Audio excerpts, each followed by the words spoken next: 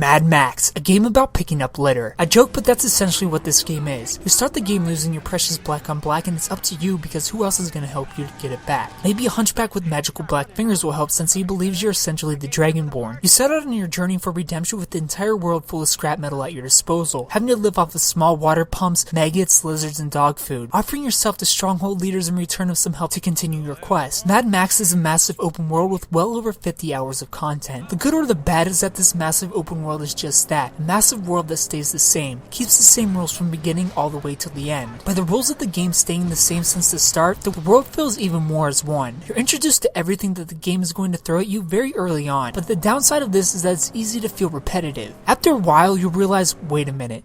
No matter what I do, I'm really just going to location after location and picking up its collectibles and killing off all the bad guys there and doing it over and over until the credits roll. A side mission, a main mission, scavenge locations. It doesn't matter, it's the same thing. Collect scrap, kill everything there. Luckily though, you have to really concentrate on the repetitiveness to notice it, because while the world of Mad Max is one giant collectathon, the locations are surprisingly unique considering the game takes place in the desert, or what used to be an ocean. I actually loved exploring the open world. It never felt to me like the design team got lazy. If you stop to soak in your surroundings, you may actually find them to be quite beautiful. Even the devastation and destruction is beautiful. Without warning, you'll see dark clouds approaching you, and you know you have to find shelter fast. The skies are about to get dark, the wind is about to pick up, and lightning is about to strike the ground around you. The storms are terrifying but bring so much excitement to the game, really adding a layer of immersion to an already super immersive game. After a storm has passed, you can set out into the world to find scrap crates of blue around or get back to looting. While this really is just a game about map cleaning like Assassin's Creed has become, there's reason to the Mad Max-ness. The scrap is used for upgrades. You get scraps from exploding enemy cars, from scavenging, upgrading strongholds, and constantly like a bank system by claiming enemy camps, which is done by clearing them of their leaders, fighters, or by destroying their pumps or tanks inside. You can freely upgrade max your weapons or your car as you level up and decrease the threat in each territory. You decrease the threat by eliminating snipers, claiming camps, pulling down scarecrows, taking out convoys, and defusing landmines. And you level up by completing combat, environmental, and car-based challenges. Leveling up really happens for the most part naturally. Car combat is surprisingly fun. You can rip off doors, tires, explode tanks, or just ram into opponents until they explode or run away. Hand-to-hand combat is a less satisfying version of the Arkham games. Mad Max on foot and in combat feels very stiff, so think Skyrim in third person but with Batman-style prompts. The camera doesn't pull out like in Batman,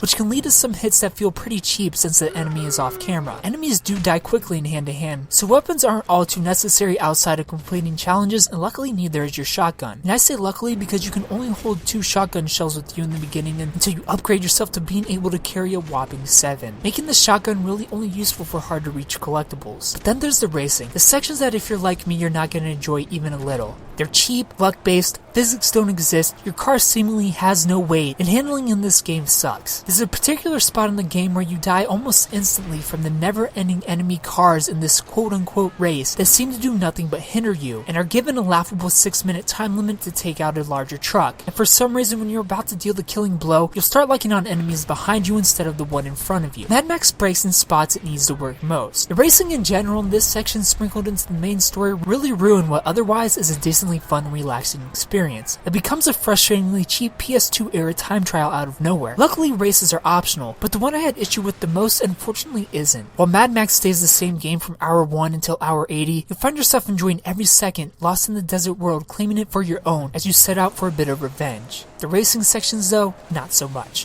For what it is, an open world action adventure game, 8 out of 10. And as an overall game, 8 out of 10. If you played Mad Max, tell me what you thought about it down in the comment section below. If you haven't played it, tell me if you plan on picking it up. Thumbs up. If you like the video, subscribe if you're new to the channel. And tune in Monday for First Impressions where we find out what game we're playing next. Thanks for watching.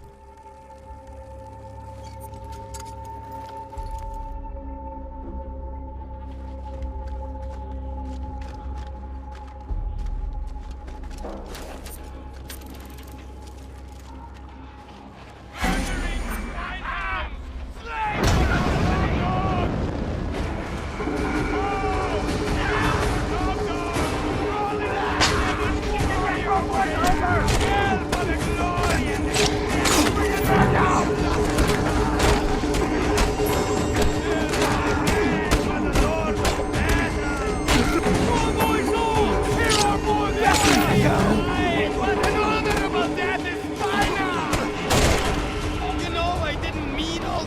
things I cried at you?